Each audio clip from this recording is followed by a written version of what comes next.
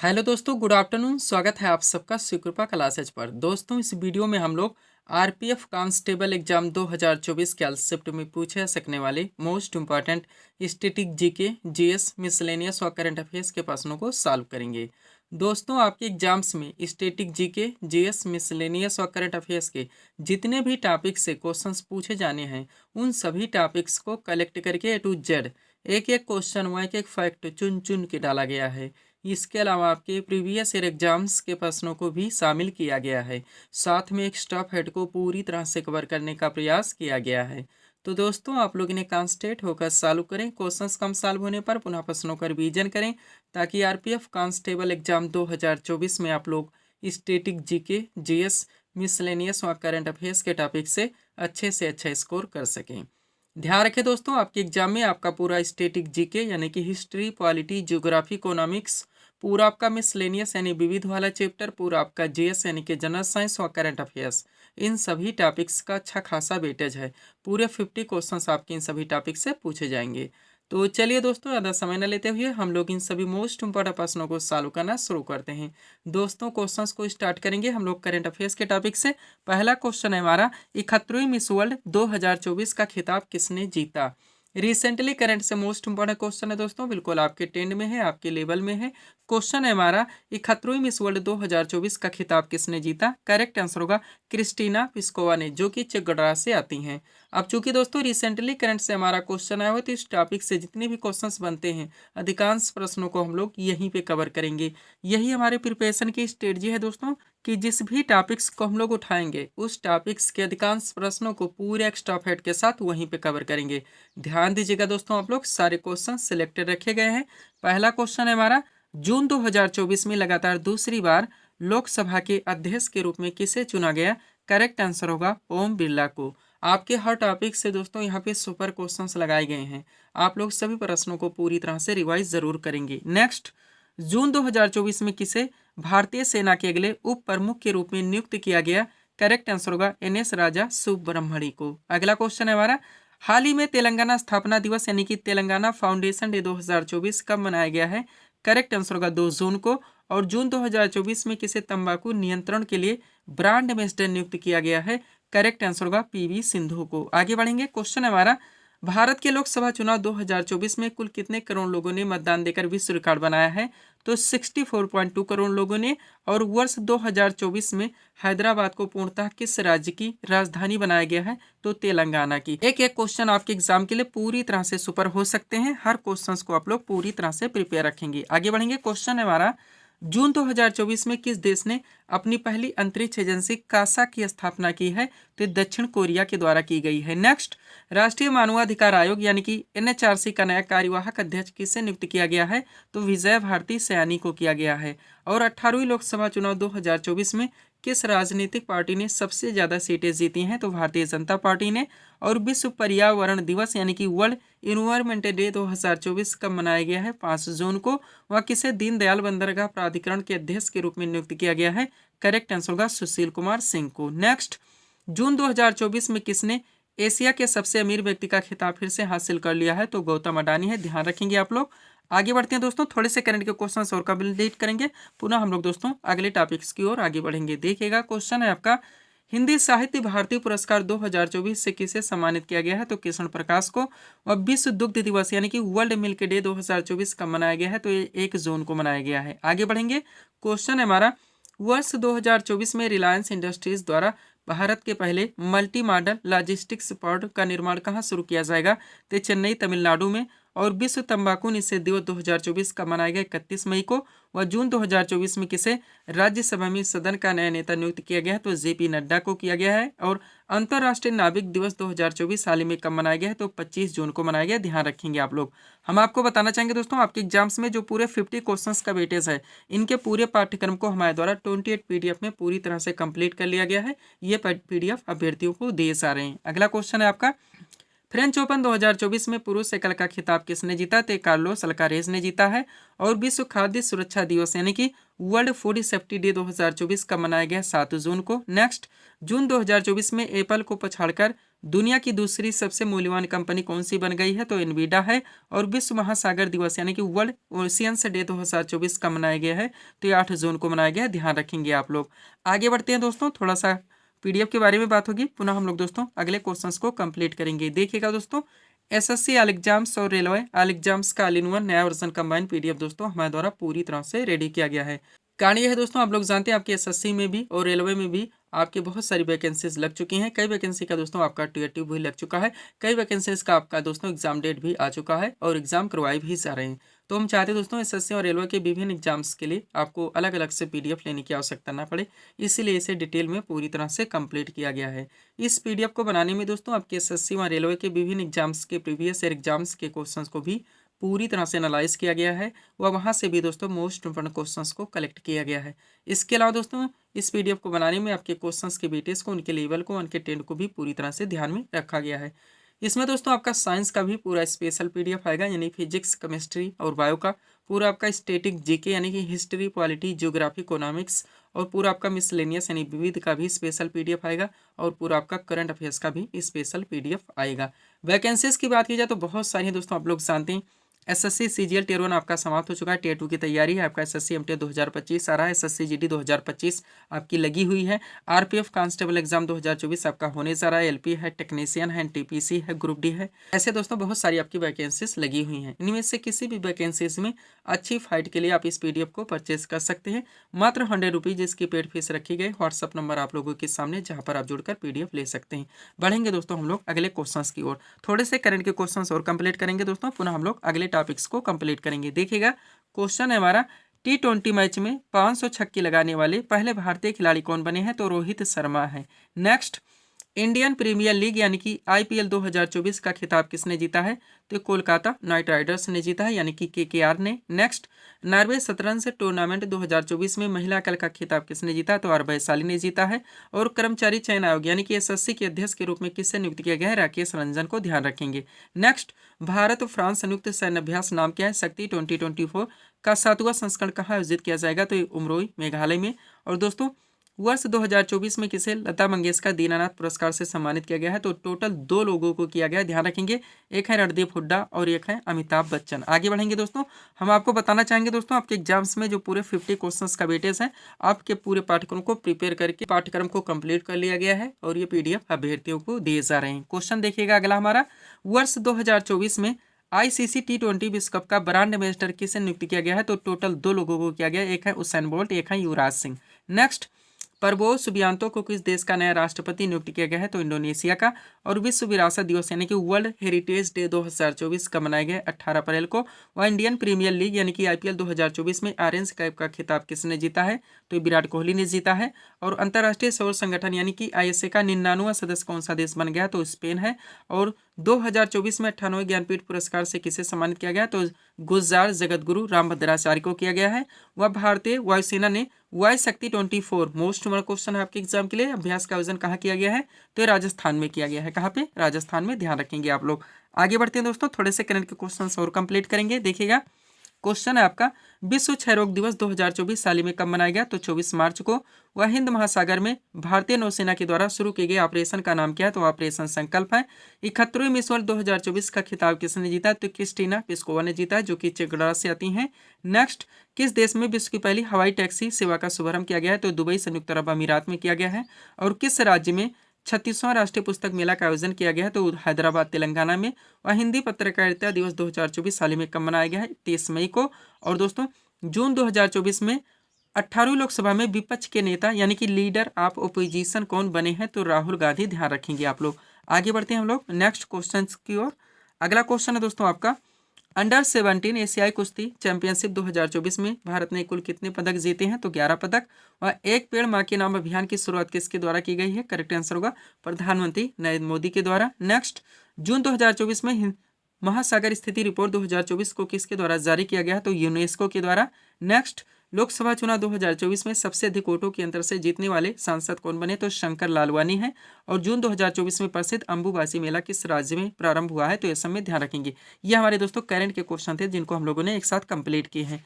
PDF के लिए दोस्तों ये हमारा व्हाट्सअप नंबर लगा हुआ है। बढ़ेंगे दोस्तों हम लोग अगले टॉपिक्स की ओर। जीके का पहला क्वेश्चन दोस्तों आपके सामने है, देखेंगे किस टॉपिक से रखा गया है। क्वेश्चन है हमारा, पानीपत का प्रथम युद्ध यानी कि फर्स्ट बैटल ऑफ पानीपत कब लड़ा गया था। करेक्ट आंसर होगा 21 अप्रैल 1526 ईस्वी में। जीके का फर्स्ट क्वेश्चन दोस्तों आपका किस टॉपिक से लगा हुआ है। हिस्ट्री से आपका क्वेश्चन है दोस्तों। टॉपिक है हमारा महत्वपूर्ण ऐतिहासिक युद्ध। तो दोस्तों महत्वपूर्ण ऐतिहासिक युद्ध से रिलेटेड जितने भी क्वेश्चन जितने भी फैक्ट बन सकते हैं, सब कुछ पूरी तरह से क्रम से कंप्लीट करके सीट आपके सामने लगा दी गई है। अगर इस सीट को आप लोग अच्छे से प्रिपेयर रखते हैं तो इस टॉपिक से रिलेटेड कोई भी क्वेश्चंस आपके एग्जाम में किसी भी फॉर्मेट में पूछे जाते हैं, ना क्वेश्चन आपसे मिस होंगे और ना एग्जाम में आपको तुक्का लगाना पड़ेगा। तो चलिए दोस्तों इस सुपर टॉपिक्स को हम लोग पूरी तरह से कंप्लीट करना शुरू करते हैं। क्वेश्चन था हमारा, पानीपत का प्रथम युद्ध यानी कि फर्स्ट बैटल ऑफ पानीपत कब लड़ा गया था। करेक्ट आंसर होगा 21 अप्रैल 1526 ईस्वी में। अब चलिए दोस्तों इस सीट को थोड़ा सा अपने सामने करते हैं, देखिएगा इंपॉर्टेंट पॉइंट्स के जरिए इस टॉपिक को पूरी तरह से कंप्लीट किया गया है। स्टार्ट करेंगे दोस्तों हम लोग पानीपत की लड़ाई से। आप लोग जानते हैं कि पानीपत में टोटल 3 लड़ाइयाँ लड़ी गई थी। आप लोग क्रम से पूरी तरह से कंप्लीट करेंगे, देखिएगा। बात की जाए दोस्तों पानीपत की पहली लड़ाई की, तो ये लड़ाई 21 अप्रैल 1526 को दिल्ली के सुल्तान इब्राहिम लोदी और बाबर के बीच में लड़ा गया। इस युद्ध में बाबर की सेना ने इब्राहिम लोदी को पराजित कर दिया। इस प्रकार पानीपत की पहली लड़ाई ने भारत में बहलोल लोदी द्वारा स्थापित लोदी वंश को समाप्त कर दिया। ध्यान रखेंगे आप लोग। आगे बढ़ते हैं। बात की जाए पानीपत की दूसरी लड़ाई की दोस्तों, तो ये 5 नवंबर 1556 को दिल्ली से उत्तर भारत पर शासन करने वाले हिंदू राजा सम्राट हेमचंद्र विक्रमादित्य, जिन्हें लोकप्रिय रूप से हेमू कहा जाता था, की सेना और अकबर की सेना के बीच में लड़ा गया था। इस युद्ध में अकबर ने हेमू को पराजित कर दिया था। ध्यान रखेंगे कब हुआ था, किनके बीच में हुआ था, किसकी जीत हुई थी और किसकी हार हुई थी। बात की जाए दोस्तों पानीपत की तीसरी लड़ाई की, तो ध्यान रखेंगे यह लड़ाई 1761 में अफगान आक्रमणकारी अहमद शाह अब्दाली और मराठों के सदाशिवराव भाऊ पेशवा के तहत मराठों के बीच में लड़ा गया। यानी पानीपत की तीसरी लड़ाई 1761 में अहमद शाह अब्दाली और मराठों के बीच में लड़ा गया था। इस लड़ाई में अहमद शाह अब्दाली ने सदाशिवराव भाऊ को हराकर जीत ली थी। यह हार इतिहास में मराठों की सबसे बुरी हार थी। तो पानीपत की तीनों लड़ाई दोस्तों आप लोग क्रम से पूरी तरह से कंप्लीट कर चुके हैं। आगे बढ़ेंगे। अगला आपका क्वेश्चन क्या लगा दोस्तों, हाइडे स्पीस का युद्ध यानी कि बैटल ऑफ हाइडे स्पीस कब लड़ा गया। करेक्ट आंसर होगा 326 ईसा पूर्व में। अब चलिए नोट के जरिए इसको पूरी तरह से कंप्लीट करेंगे। दोस्तों हाइडे स्पीस का युद्ध को झेलम की लड़ाई के रूप में भी जाना जाता है। यह भारत के पंजाब क्षेत्र, जिसे आधुनिक पंजाब जो कि पाकिस्तान में पड़ता है, में झेलम नदी हाइडे स्पीस के तट पर सिकंदर और पंजाब के राजा पोरस के बीच में लड़ा गया। इस युद्ध में सिकंदर की जीत हुई थी। ध्यान रखेंगे। नेक्स्ट, कलिंग के युद्ध की बात की जाए यानी कलिंग का युद्ध, वार ऑफ कलिंगा, कब लड़ा गया, तो ये 261 ईसा पूर्व में। नोट देखिए यह युद्ध मौर्य सम्राट अशोक और राजा आनंद पद्मनाभन के बीच में लड़ा गया था। इस युद्ध में मौर्य सम्राट अशोक की विजय हुई थी। काफ़ी अच्छे ट्रेंड में दोस्तों आप सारे टॉपिक्स को पूरी तरह से कंप्लीट कर रहे हैं। वो हर ट्रेंड वो हर फॉर्मेट से दोस्तों हम अपने कंटेंट को मेंशन कर देते हैं, जैसे जैसे आपके एग्जाम्स में क्वेश्चंस बनने हैं। हम आपको बताना चाहेंगे दोस्तों आपके पूरे पाठ्यक्रम को प्रिपेयर करके वो हर टॉपिक्स आपके पीडीएफ में पूरी तरह से कंप्लीट किए गए हैं, जहाँ जहाँ से आपके एग्जाम्स में क्वेश्चंस बनने हैं। आगे बढ़िएगा। पॉइंट है दोस्तों तराइन का युद्ध यानी कि फर्स्ट बैटल ऑफ तराइन कब लड़ा गया था, तो 1191 ईस्वी में। नोट देखिए यह युद्ध मोहम्मद गौरी और पृथ्वीराज चौहान के बीच में लड़ा गया था। इस युद्ध में पृथ्वीराज चौहान की विजय हुई थी। ध्यान रखेंगे आप लोग। आगे बढ़ते हैं। आप जानते हैं दोस्तों तराइन की टोटल 3 लड़ाइयाँ हैं। सेकेंड हम लोग देखेंगे तो तराइन का द्वितीय यानी कि सेकेंड बैटल ऑफ तराइन कब लड़ा गया था, 1192 में। नोट देखिए यह युद्ध मोहम्मद गौरी और पृथ्वीराज चौहान के बीच में लड़ा गया था। इस युद्ध में मोहम्मद गौरी की विजय हुई थी। नेक्स्ट, तराइन का तृतीय युद्ध यानी कि थर्ड बैटल ऑफ तराइन कब लड़ा गया था, तो 1215 में। नोट देखिए यह युद्ध इल्तुतमिश और यल्दुस कुबासा के बीच में लड़ा गया था। इस युद्ध में इल्तुतमिश की विजय हुई थी। नेक्स्ट, चंदावर का युद्ध यानी कि बैटल ऑफ चंदावर कब लड़ा गया था, 1194 ईस्वी में। नोट देखिए यह युद्ध मोहम्मद गौरी और कन्नौज के राजा जयचंद के बीच में लड़ा गया था। इस युद्ध में मोहम्मद गौरी ने विजय प्राप्त की थी। ध्यान रखेंगे आप लोग। आगे बढ़िए। खानुआ का युद्ध देखेंगे दोस्तों यानी कि बैटल ऑफ खानुआ कब लड़ा गया था, तो 16 मार्च 1527 ईस्वी को। नोट देखिए यह युद्ध बाबर और मेवाड़ के राजा राणा सांगा के बीच में लड़ा गया था। इस युद्ध में बाबर ने विजय प्राप्त की थी। ध्यान रखेंगे आप लोग। आगे बढ़ते हैं दोस्तों। अगला हमारा क्या, घाघरा के युद्ध। सुपर क्वेश्चन आपका। तो दोस्तों घाघरा का युद्ध यानी कि बैटल ऑफ घाघरा कब लड़ा गया, करेक्ट आंसर होगा 6 मई 1529 ईस्वी में। नोट देखिए यह युद्ध बाबर और महमूद लोदी के बीच में लड़ा गया था। इस युद्ध में बाबर की विजय हुई थी। नेक्स्ट, चौसा का युद्ध देखेंगे यानी कि बैटल ऑफ चौसा कब लड़ा गया था, करेक्ट आंसर होगा 26 जून 1539 ईस्वी को। नोट देखिए, यह युद्ध शेरशाह सूरी और हुमायूं के बीच में लड़ा गया था। इस युद्ध में शेरशाह सूरी की विजय हुई थी। नेक्स्ट, कन्नौज या बिलगाम का युद्ध देखेंगे, यानी बैटल ऑफ कन्नौज या बिलगाम कब लड़ा गया था, तो 1540 ईस्वी में। नोट देखिए, यह युद्ध शेरशाह सूरी और हुमायूं के बीच में लड़ा गया था। इस युद्ध में शेरशाह सूरी ने विजय प्राप्त की थी, ध्यान रखेंगे। नेक्स्ट, हल्दी घाटी का युद्ध देखेंगे दोस्तों, यानी बैटल ऑफ हल्दी घाटी कब लड़ा गया था, तो 18 जून 1576 ईस्वी में। नोट देखिए, यह युद्ध अकबर और राणा प्रताप के बीच में लड़ा गया था। इस युद्ध में अकबर की विजय हुई थी, ध्यान रखेंगे आप लोग। आगे बढ़ते हैं दोस्तों, अगला आपका क्या है, प्लासी का युद्ध। सुपर क्वेश्चन आपका निकलता है। तो दोस्तों, प्लासी का युद्ध यानी कि बैटल ऑफ प्लासी कब लड़ा गया था, करेक्ट आंसर होगा 23 जून 1757 ईस्वी को। नोट देखिए, यह युद्ध बंगाल के नवाब सिराजुद्दौला और अंग्रेजों के बीच में लड़ा गया था। इस युद्ध में अंग्रेजों की विजय हुई थी। लास्ट है आपका दोस्तों वांडीवास का युद्ध, यानी बैटल ऑफ वांडीवास कब लड़ा गया था, तो 1760 ईस्वी में। नोट देखिए, यह युद्ध अंग्रेजों और फ्रांसीसियों के बीच में लड़ा गया। इस युद्ध में अंग्रेजों की विजय हुई थी। इस टॉपिक को आप लोगों को यहाँ तक पूरी तरह से कंप्लीट रखने हैं। पीडीएफ के लिए दोस्तों ये हमारा व्हाट्सअप नंबर लगा हुआ है। बढ़ेंगे दोस्तों हम लोग अगले टॉपिक्स की ओर। अगला क्वेश्चन दोस्तों आपके सामने है, देखेंगे किस टॉपिक से रखा गया है। क्वेश्चन है हमारा, आजाद हिंद फौज की स्थापना किसने और कब की थी, करेक्ट आंसर होगा रास बिहारी बोस ने 1942 ईस्वी में। क्वेश्चन का टॉपिक क्या दोस्तों, महत्वपूर्ण सामाजिक एवं धार्मिक आंदोलन व समाज सुधारक। आपका super topic, trending topic, ever green topic. आपके हर शिफ्ट में दोस्तों यहाँ से क्वेश्चंस देखने को मिलते हैं। डायरेक्टली आपके एग्जाम से क्वेश्चंस पूछा था कि आर्य समाज की स्थापना किसने की थी, ब्रह्म समाज की स्थापना किसने की थी, प्रार्थना समाज की स्थापना किसने की थी, सत्यशोधक समाज की स्थापना किसने की थी। तो जितने भी हो सकते हैं सब कुछ पूरी तरह से कंप्लीट करके संस्थापक के साथ साथ दोस्तों स्थापना वर्ष भी मेंशन कर दिया गया है, यानी कंप्लीट सीट आपके सामने लगी हुई है। अच्छे से आप लोगों को प्रिपेयर करके चलने हैं। चलिए शुरू करते हैं हम लोग। क्वेश्चन था हमारा, आजाद हिंद फौज की स्थापना किसने और कब की थी, करेक्ट आंसर होगा रास बिहारी बोस ने 1942 ईस्वी में। अब चलिए दोस्तों इस सीट को थोड़ा सा अपने सामने करते हैं। देखिएगा दोस्तों, टॉपिक हमारा महत्वपूर्ण सामाजिक एवं धार्मिक आंदोलन व समाज सुधारक। अब इसमें एक तरफ संस्थाओं के नाम दिए गए, दूसरी तरफ उसका स्थापना वर्ष दिया गया है और फिर संस्थापक भी मेंशन कर दिया गया है। बात की जाए दोस्तों एशियाटिक सोसाइटी, तो इसकी स्थापना 1784 में की गई थी विलियम जोन्स के द्वारा। नेक्स्ट, आत्मीय सभा की स्थापना 1815 में की गई थी राजा राम मोहन राय के द्वारा। वेदांत कॉलेज की स्थापना 1825 में की गई थी राजा राम मोहन राय के द्वारा। और ब्रह्म समाज की स्थापना भी 1828 में की गई थी राजा राम मोहन राय के द्वारा, ध्यान रखेंगे। नेक्स्ट, तत्वबोधिनी सभा की स्थापना 1839 में की गई थी देवेंद्रनाथ ठाकुर के द्वारा। इंडियन एसोसिएशन की स्थापना 1876 में की गई थी आनंद मोहन बोस और सुरेंद्र नाथ बनर्जी के द्वारा। और पूना सार्वजनिक सभा की स्थापना 1867 में की गई थी एमजी रानाडे के द्वारा। सब कुछ आपको पूरी तरह से प्रिपेयर करके चलने हैं। हम आपको बताना चाहेंगे दोस्तों, जो भी टॉपिक्स हमारे द्वारा जहां पे उठाए जाते हैं उनको वहीं पे हर टेंट से पूरी तरह से कंप्लीट कर दिया जाता है। इसके लिए मुझे कितनी भी बुक्स से मटेरियल का कलेक्शन क्यों ना करना पड़े। आगे बढ़ेंगे। प्रार्थना समाज दोस्तों, इसकी स्थापना 1867 में की गई थी आत्माराम पांडुरंग के द्वारा। आर्य समाज की स्थापना 1875 में की गई थी स्वामी दयानंद सरस्वती के द्वारा। बेलूर मठ की स्थापना 1887 में की गई थी स्वामी विवेकानंद के द्वारा। नेक्स्ट, रामकृष्ण मिशन की स्थापना भी 1897 में की गई थी स्वामी विवेकानंद के द्वारा। Next, servants of India society, Bharat सेवक समाज भी लिख के आता है दोस्तों। इसकी स्थापना 1905 में की गई थी गोपाल कृष्ण गोखले के द्वारा। अभिनव भारत सोसाइटी की स्थापना 1904 में की गई थी बिनाक दामोदर सावरकर के द्वारा। मुस्लिम लीग की स्थापना 1906 में की गई थी आगा खां एवं सलीमुल्लाह खान के द्वारा।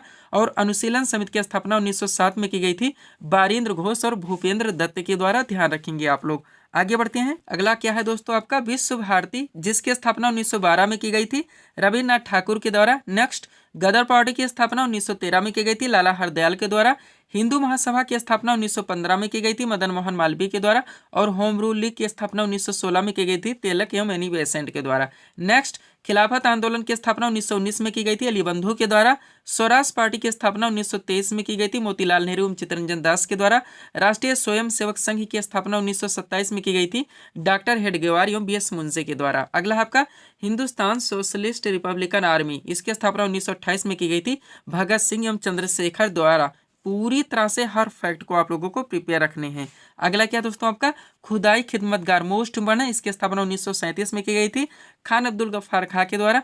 फॉरवर्ड ब्लॉक की स्थापना 1939 में की गई थी सुभाष चंद्र बोस के द्वारा। आज़ाद हिंद फौज की स्थापना 1942 में की गई थी रास बिहारी बोस के द्वारा। और आज़ाद हिंद सरकार की स्थापना 1943 में की गई थी सुभाष चंद्र बोस के द्वारा। इस फैक्ट को यानी कि इस टॉपिक को आप लोगों को यहाँ तक पूरी तरह से प्रिपेयर रखने हैं। पीडीएफ के लिए दोस्तों हमारा व्हाट्सअप नंबर लगा हुआ है। बढ़ेंगे दोस्तों हम लोग अगले टॉपिक्स की ओर। अगला क्वेश्चन दोस्तों आपके सामने है, देखेंगे कि इस टॉपिक से रखा गया है। क्वेश्चन है हमारा, दिल्ली सल्तनत का शासनकाल कब से कब तक था? करेक्ट आंसर होगा 1206 से लेकर 1526 ईस्वी तक। क्वेश्चन का टॉपिक क्या है दोस्तों? दिल्ली सल्तनत। मिडुअल हिस्ट्री का बहुत बड़ा पार्ट, बहुत सारे क्वेश्चंस, बहुत सारे फैक्ट यहाँ से निकलते हैं दोस्तों, जो कि आपके एग्जाम में कंटिन्यू पूछे जाते हैं। तो सब कुछ पूरी तरह से कंप्लीट करके A to Z perfect seat आपके सामने लगा दी गई है। अगर इस सीट को आप लोग अच्छे से प्रिपेयर रखते हैं तो आप अपने एग्जाम्स के लिए बहुत सारे क्वेश्चंस, बहुत सारे फैक्ट व कंटेंट से पूरी तरह से प्रिपेयर रहेंगे। तो चलिए दोस्तों, इस सुपर टॉपिक्स को हम लोग पूरी तरह से कंप्लीट करना शुरू करते हैं। क्वेश्चन था हमारा, दिल्ली सल्तनत का शासनकाल कब से कब तक था? करेक्ट आंसर होगा 1206 से लेकर 1526 ईस्वी तक। अब देखिएगा दोस्तों, इंपॉर्टेंट नोट के जरिए इस टॉपिक को हर टेंस से A to Z पूरी तरह से कंप्लीट किया गया है। पहला पॉइंट है आपका, भारत पर पहला सफल मुस्लिम आक्रमण मोहम्मद बिन कासिम ने 712 ईस्वी में किया था। उसने सिंध एवं मुल्तान को जीत लिया था। नेक्स्ट, महमूद गजनवी ने 1001 से 1027 ईस्वी के बीच भारत पर 17 आक्रमण किए। इनमें 1025 ईस्वी में सोमनाथ के शिव मंदिर पर किया गया आक्रमण सबसे प्रसिद्ध था और मोहम्मद गौरी को भारत में तुर्क सत्ता का संस्थापक माना जाता है। ध्यान रखेंगे, ये आपकी बेसिक चीजें थी। अब यहाँ से दोस्तों दिल्ली सल्तनत आपका स्टार्ट होता है। पॉइंट है आपका, दिल्ली सल्तनत के सिंहासन पर कुल 5 राजवंशों ने शासन किया। इन राजवंशों का शासन काल क्रम से इस प्रकार है, पूरी तरह से आप प्रिपेयर रहेंगे। अलग अलग ट्रेंड से दोस्तों ये सारे क्वेश्चंस घुमा घुमा के भी पूछे जाते हैं। तो दोस्तों दिल्ली सल्तनत पे सबसे पहले गुलाम वंश आए, जिन्होंने शासन किया 1206 से लेकर 1290 ईस्वी तक। नेक्स्ट इस पर खिलजी वंश आए, जिन्होंने शासन किया 1290 से 1320 ईस्वी तक। इसके बाद में इस पर तुगलक वंश आए, जिन्होंने शासन किया 1320 से 1414 ईस्वी तक। फिर इस पर दोस्तों सैयद वंश आए, जिन्होंने शासन किया 1414 से लेकर 1451 ईस्वी तक। और फिर दोस्तों दिल्ली सल्तनत पर लोधी वंश आए, जिन्होंने शासन किया 1451 से लेकर 1526 ईस्वी तक। ध्यान रखेंगे आप लोग। अब ये इनके बीच में जितने भी क्वेश्चन से, जितने भी फैक्ट निकलते हैं, आप लोग वन लाइनर के जरिए पूरी तरह से कंप्लीट करेंगे। देखिएगा, पहला क्वेश्चन है आपका, गुलाम वंश के संस्थापक कौन थे? करेक्ट आंसर होगा कुतुबुद्दीन ऐबक। नेक्स्ट, गुलाम वंश के किस शासक को लाख बख्श के नाम से जाना जाता है? तो भी कुतुबुद्दीन ऐबक। नेक्स्ट, कुतुब मीनार की नींव किस शासक ने डाली थी? तो भी कुतुबुद्दीन ऐबक। दिल्ली सल्तनत के किस सुल्तान की मृत्यु चौगान या पोलो खेलते हुए हुई थी? तो भी कुतुबुद्दीन ऐबक। और कुब्बतुल इस्लाम मस्जिद का निर्माण किसने करवाया था? तो भी कुतुबुद्दीन ऐबक। यानी कि कुतुबुद्दीन ऐबक से जुड़े टोटल 5 सवाल। आगे बढ़ेंगे। तुर्कानी चहलगानी दल का गठन किसने किया था? इल्तुतमिश ने। नेक्स्ट, दिल्ली सल्तनत के किस सुल्तान ने इक्तादारी प्रथा चलवाई? इल्तुतमिश ने। और कुतुब मीनार के निर्माण कार्य को किसने पूरा करवाया? तो भी इल्तुतमिश ने। यानी कि इल्तुतमिश से जुड़े टोटल 3 सवाल। नेक्स्ट, दिल्ली सल्तनत की दरबारी भाषा क्या थी? तो फारसी थी। किताबुल हिंद की रचना किसने की थी? अलबरूनी ने। आगरा नगर की स्थापना किसके द्वारा की गई थी? सिकंदर लोदी के द्वारा। भारत की प्रथम महिला मुस्लिम शासिका कौन थी? और रजिया सुल्तान थी। रजिया सुल्तान ने कब से कब तक शासन किया था? तो 1236 से लेकर 1240 ईस्वी तक। वह लौह एवं रक्त की नीति किसने अपनाई थी? बलबन ने। और दीवान ए अर्ज की स्थापना किसने की थी? बलबन ने। ध्यान रखेंगे, एक एक क्वेश्चन आपके एग्जाम के लिए पूरी तरह से सुपर हो सकते हैं। हर क्वेश्चन को आप लोगों को पूरी तरह से प्रिपेयर रखने हैं। नेक्स्ट, बाजार नियंत्रण प्रणाली किसने अपनाई थी? अलाउद्दीन खिलजी ने। नेक्स्ट, तुगलक वंश का संस्थापक कौन था? गयासुद्दीन तुगलक।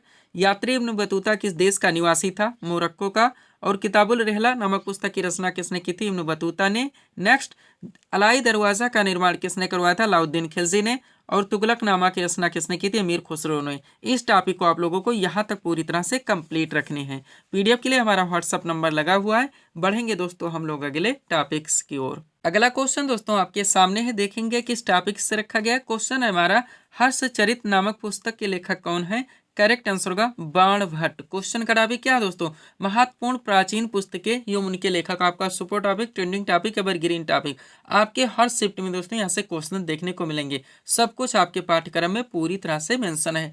तो कंप्लीट सीट आपके सामने लगी हुई है, अच्छे से आपको प्रिपेयर करके चलने हैं। चलिए शुरू करते हैं हम लोग। क्वेश्चन था हमारा, हर्षचरित नामक पुस्तक के लेखक कौन है? करेक्ट आंसर होगा बाण भट्ट। टॉपिक है हमारा महत्वपूर्ण प्राचीन पुस्तकें एवं उनके लेखक। चलिए सीट को थोड़ा सा अपने सामने करते हैं। देखिएगा दोस्तों, अब एक तरफ इसमें महत्वपूर्ण पुस्तकों के नाम दिए गए हैं, दूसरी तरफ संबंधित लेखक के नाम दिए गए हैं। बात की जाए दोस्तों पृथ्वीराज रासो, तो इनके लेखक चंद्रवरदाई हैं। Next, Gitanjali, Gardener, post office और गोरा, चारों बुक्स के नाम एक साथ ध्यान रखेंगे। इनके लेखक रविन्द्रनाथ टैगोर हैं। 49 डेज के लेखक अमृता प्रीतम है। नेक्स्ट, ट्रेन टू पाकिस्तान के लेखक खुशवंत सिंह है। रंगभूमि के लेखक प्रेमचंद है। पल्लव के लेखक दोस्तों सुमित्रानंदन पंत है।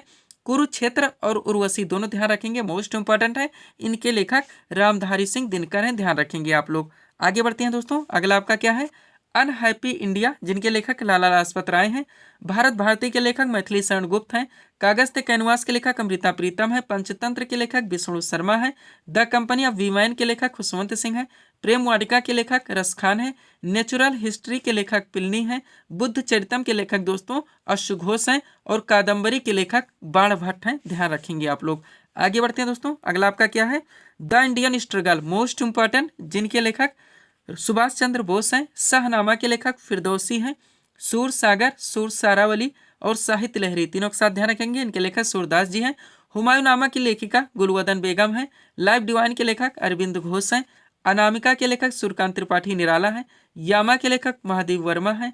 एन एरिया ऑफ डार्कनेस के लेखक दोस्तों वी.एस. नायपल हैं, ध्यान रखेंगे आप लोग। आगे बढ़ते हैं, अगला हमारा क्या दोस्तों, Hindu view of life, most important, जिनके लेखक डॉक्टर सर्वपल्ली राधाकृष्णन है। राजतरंगड़ी के लेखक कल्हड़ हैं।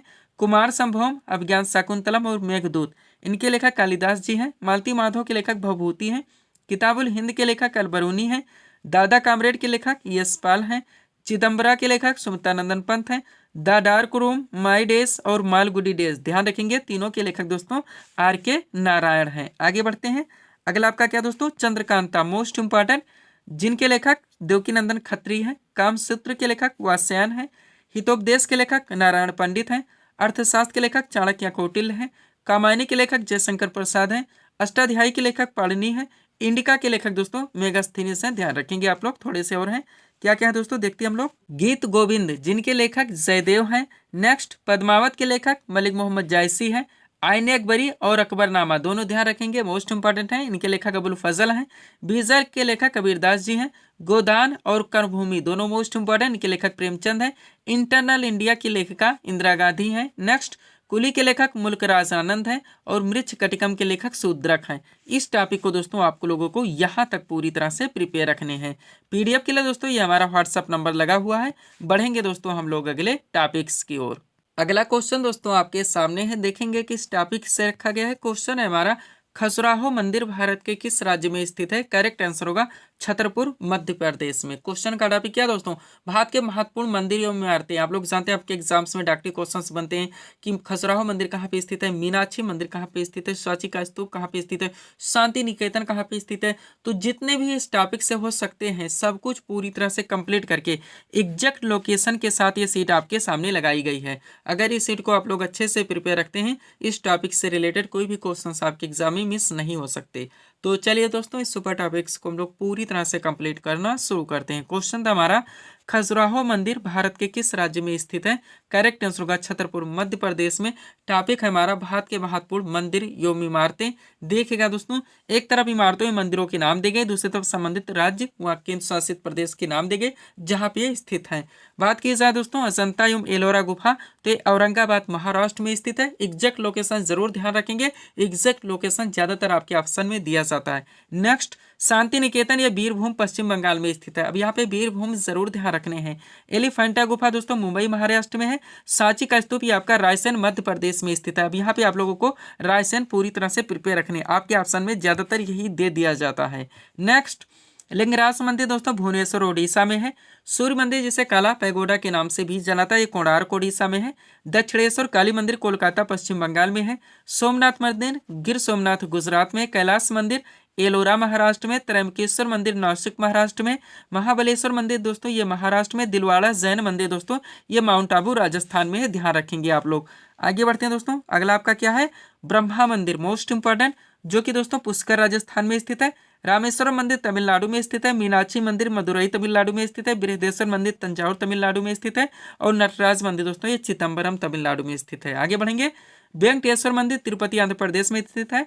जगन्नाथ मंदिर दोस्तों ये पूरी ओडिशा में स्थित है, ध्यान रखेंगे आप लोग।